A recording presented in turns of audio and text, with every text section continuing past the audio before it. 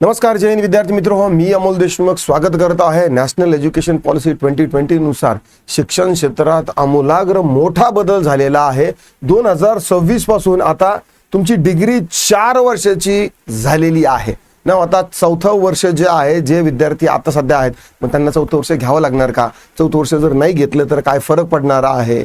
CGPA 75% असायला पाहिजे, honours degree काय आहे, रिसर्च काय आहे, क्रेडिट स्कोर देखील यामध्ये त्यांनी लागू केलेला आहे। आणि मला जर समजा आता स्पर्धा परीक्षेची तयारी करायची असेल तर माझी 3 वर्षाची डिग्री होती, मग आता मला चौथ्या वर्षाची पण डिग्री घ्यावं लागेल का?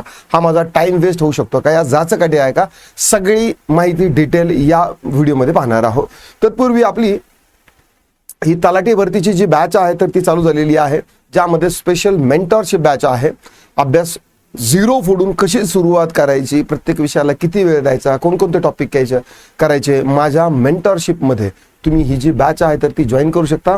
आणि I promise you and I guarantee you की महाराष्ट्रात तुम्हाला अशी कधीही कोणत्याही शिक्षकांनी घेतलेली बॅच नसणार आहे, अशी बॅच यामध्ये आहे। इतक्या फोकस, लेझर फोकस पद्धतीने आपण यामध्ये अभ्यासक्रम पूर्ण करणार आहोत आणि आपलं जे टार्गेट आहे 2026 मध्ये तलाठी होण्याचं ते अचीव करणार आहोत। यामध्ये फक्त मी 20 नाही, मी फक्त 100 विद्यार्थ्यांनाच यामध्ये घेत आहे। 100 विद्यार्थ्यांसाठी फक्त 1999 ची ही फीस आहे। आणि जर तुम्ही नॉर्मल बॅच घेणार असाल तर ही तुम्ही घेऊ शकता। 13 आणि 14 या दिवसापर्यंत Amol CARES, AMOLCARES Amol CARES हा जर तुम्ही कुपन कोड वापराल तर 25% तुम्हाला मिळू शकता ना। आता येऊया आजच्या या GR वरती। आता हा जो GR आहे, हा GR नेमका काय सांगतो बघा। हा GR आहे 6 एप्रिलचा।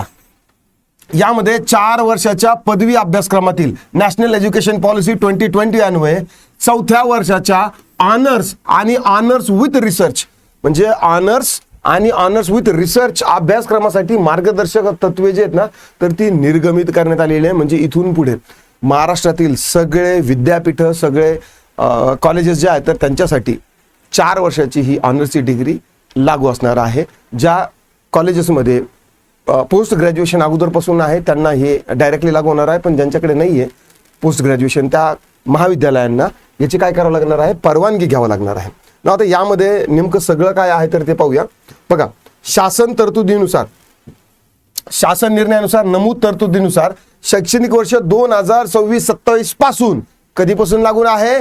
2026-27 पासून 4 वर्षाच्या पदवी अभ्यासक्रमातील चौथे वर्ष, 4 वर्षाच्या अभ्यासक्रमातील चौथे वर्ष honours and honours with research लागू करण्याचे नियोजित असून ना। मी एक 6 महिन्यापूर्वी ज्या वेळेस TETचा व्हिडिओ घेतला होता तर त्यावेळेस सांगितलं होतं की बीएड आणि तुमचं graduation, BA BEd BCom BEd BSc BEd जे आहे तर इथून पुढे 4 वर्षाचं होणार आहे। हे मी 6 महिन्यापूर्वी सांगितलं होतं। आणि तुमची जी डिग्री आहे तर ती 4 वर्षाची होणार आहे। म्हणजे तुमचं पोस्ट ग्रॅज्युएशनसाठी जे 1 वर्ष एक्स्ट्रा वाया जाणार आहे, 3 वर्ष तुमचे पदवीचे आणि नंतर तुमचं मास्टर्स डिग्री असेल तर त्याचे 2 वर्ष, असं 4 वर्षाचं केलेलं आहे ना। आता आणखी पुढे काय महत्त्वाची गोष्ट आहे तर ते समजून घेऊ आणि स्पर्धा परीक्षेसाठी काय पॅटर्न असू शकतो किंवा काय आहे ते पण आपण समजून घेऊ। ठीक आहे, चला पहा। राष्ट्रीय शिक्षण धोरण, नॅशनल एज्युकेशन पॉलिसी, म्हणजे हे फक्त महाराष्ट्रासाठी आहे का? नाही, पूर्ण भारतासाठी आता हे लागू होत आहे। ठीक आहे, च्या प्रभावी अंमलबजावणीच्या अनुषंगाने शैक्षणिक वर्ष 2026-27 पासून 4 वर्षाच्या पदवी अभ्यासक्रमातील चौथे वर्ष ऑनर्स आणि ऑनर्स विथ रिसर्च लागू करण्यास शासन मान्यता देण्यात येत आहे। शासनाने मान्यता दिलेली आहे।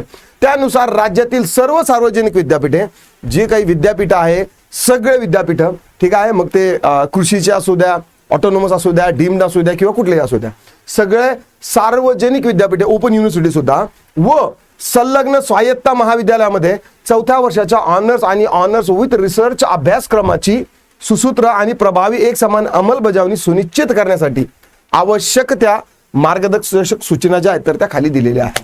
म्हणजे याचा अर्थ सरळ असा आहे की इथून पुढे तुमची पदवी जी आहे तर ती 4 वर्षाची होणार आहे।